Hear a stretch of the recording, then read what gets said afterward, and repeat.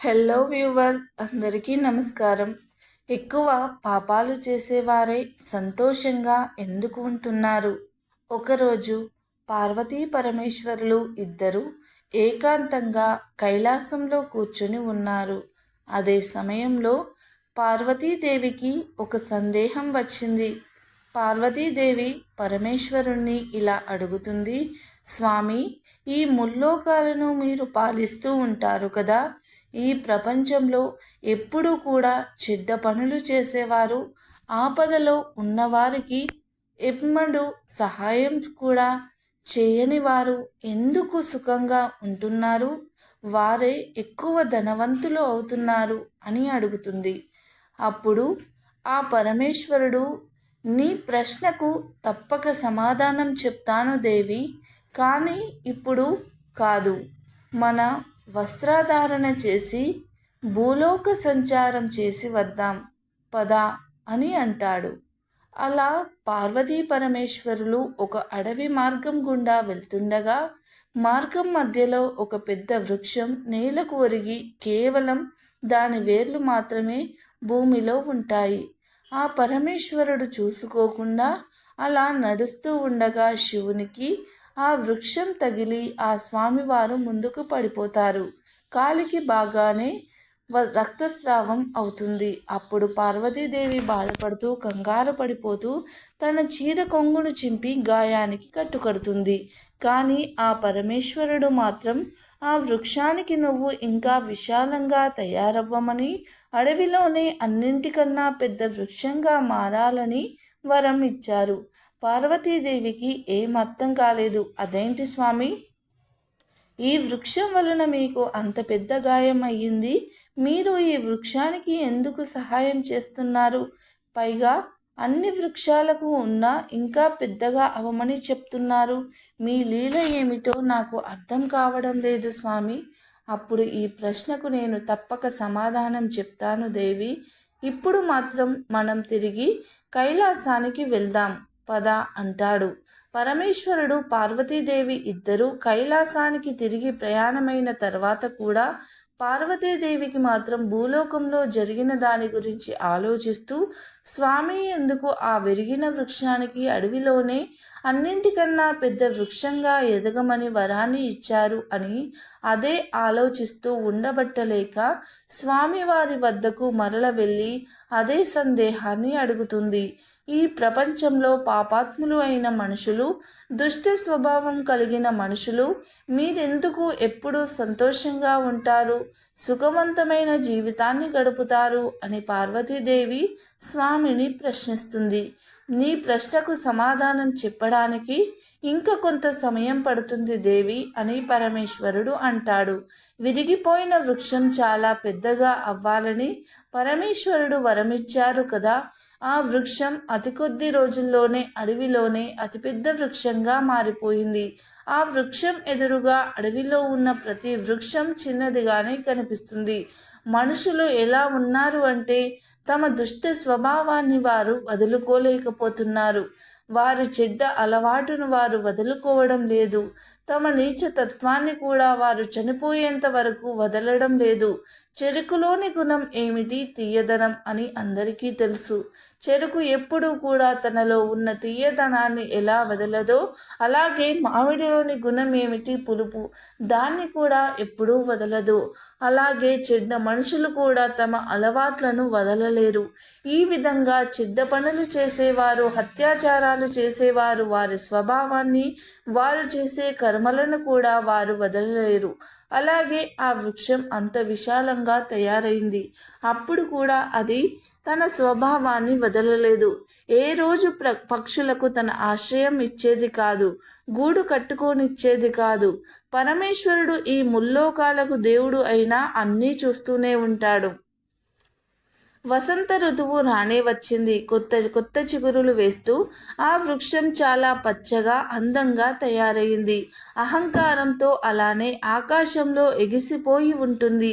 ఆ పూర్తి అడవిలోనే ఆ వృక్షం కన్నా అందమైన వృక్షం మరొకటి లేదు. ఎందుకంటే పరమేశ్వరుడు ఆ వృక్షానికి అలాంటి వరాలు ఇచ్చాడు. అందువలనే దాని అహంకారం ఆకాశమంతా ఎత్తుకు ఎగబాకింది. ఒకరోజు చాలా పెద్ద తుఫాను వచ్చి అడవుల్లో ఉన్న వృక్షాలు అన్నీ విరిగిపోవడం ప్రారంభమై పరమేశ్వరుడు వరం పొందిన వృక్షం కూడా చాలా పెద్దదిగా ఉండడంతో ఆ తుఫానుకు తనని తాను రక్షించుకోలేకపోయింది. ఆ తుఫాను దెబ్బకు వేళ్లతో సహా ఆ వృక్షం నేలకు ఒరిగిపోయింది. ఆ వృక్షం పడిపోయిన తర్వాత తుఫాను ఆగిపోయింది. ఒకరోజు పార్వతీ పరమేశ్వరులు ఇద్దరూ మరలా భూలోక సంచారం కోసమని అదే మార్గంలో వెళ్తుండగా అప్పుడు పార్వతీదేవి తన ప్రశ్నలకు సమాధానం తెలుసుకోవాలని, స్వామి మీరు నా ప్రశ్నలకు సమాధానం ఎప్పుడు చెప్తారు అని అడిగింది. అప్పుడు స్వామి పద పార్వతి, మార్గం మధ్యలో నీ ప్రశ్నకు సమాధానం తప్పక దొరుకుతుంది అని పరమేశ్వరుడు అంటాడు. అలా వెళ్తుండగా వారికి మార్గం మధ్యలో ఆ విరిగిన పెద్ద వృక్షం కనిపిస్తుంది. అది చూసిన పార్వతీదేవి, మీ లీలలు ఎంత విచిత్రమైనవి! ఇది ఎంత సుందరమైన వృక్షం, ఎంత పెద్ద వృక్షం! ఈ వృక్షంతో సమానమైన వృక్షం ఈ అడవిలో మరొకటి లేదు. అన్నింటికంటే పెద్దగా ఉంది, అన్నింటికంటే అందంగా ఉంది ఈ వృక్షం. నిలబడి ఉన్నట్లయితే ఇది ఎంత అందంగా ఉంటుంది! ఈ వృక్షాన్ని చూడండి, వేళ్లతో సహా మొత్తం నేలకు ఒరిగిపోయింది. దీనికి గల కారణమేమిటి స్వామి అని పార్వతీదేవి ఆ పరమేశ్వరుణ్ణి అడిగింది. ఆ పరమేశ్వరుడు పార్వతీదేవితో చెబుతున్నారు, దేవి, విరిగిపోయిన విషయం కొంతకాలం క్రితం మనం ఈ మార్గం గుండా వెళ్తున్నప్పుడు నా కాలికి తగిలింది.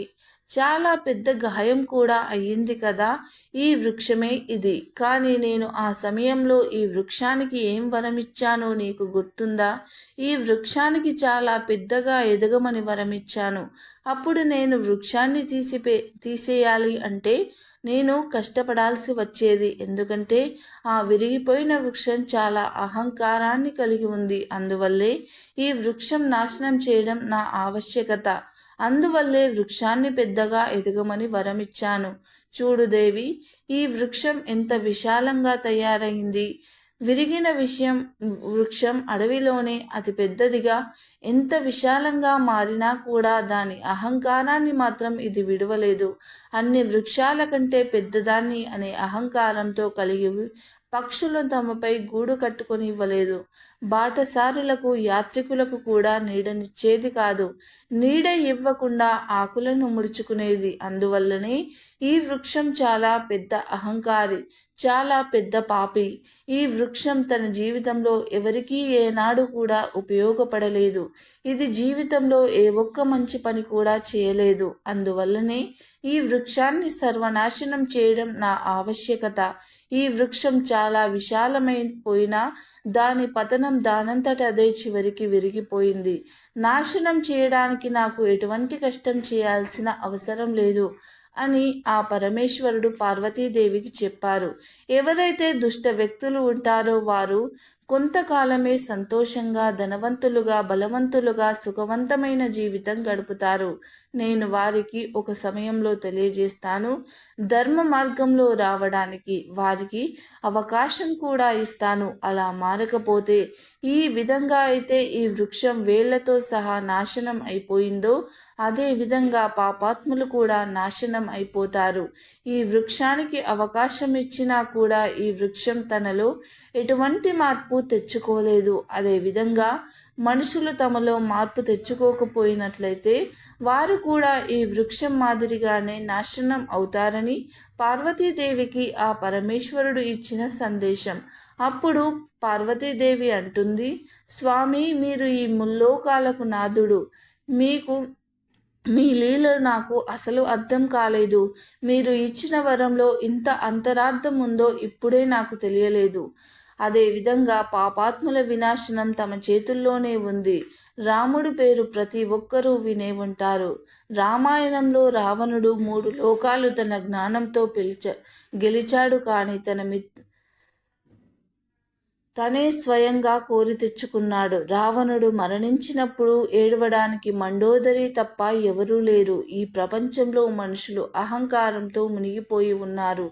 అహంకారంతో ఎదుటివారి మనసులను నొప్పిస్తున్నారు, పాపాలు చేస్తున్నారు. పాపాలు చేస్తూనే ఏమాత్రం కూడా భయపడడం లేదు. వారు కొంతకాలం మాత్రమే సుఖంగా సంతోషంగా ఉంటారు. ఈ మాట పరమేశ్వరుడు స్వయంగా పార్వతీదేవితో చెప్పారు. అటువంటి వారు కొంతకాలం సుఖంగా ఉంటారు, పూర్తి జీవితం సంతోషంగా ఉండలేరు. అహంకారం విడవకపోతే వారికి వృక్షంలాగే అంతం తప్పదు. వేళ్లతో సహా సర్వనాశనం అయిపోతారు. ఎంతగా అంటే మరలా ఎదగలేనంతగా. ఎందుకంటే అలాంటి వారి యొక్క పెరుగుట విరుగుట కొరకే. అందుకే మన పురాణాలు చెబుతున్నాయి, నీకు ఉన్నంత దానిలో లేని వారికి సహాయం చేయమని, ఆపదలో ఉన్నవారిని ఆదుకోమని. అప్పుడే దైవానుగ్రహం మన మీద ఎల్లప్పుడూ ఉంటుంది. వీడియో నచ్చితే లైక్ చేయండి, షేర్ చేయండి. అలాగే మన ఛానల్ని సబ్స్క్రైబ్ చేసి గంట సింబల్ని యాక్టివేట్ చేసుకోండి. మేం పెట్టే వీడియోస్ మీకు నోటిఫికేషన్గా వస్తాయి. ఈ వీడియోని మీరు పూర్తిగా చూసినందుకు ధన్యవాదాలు.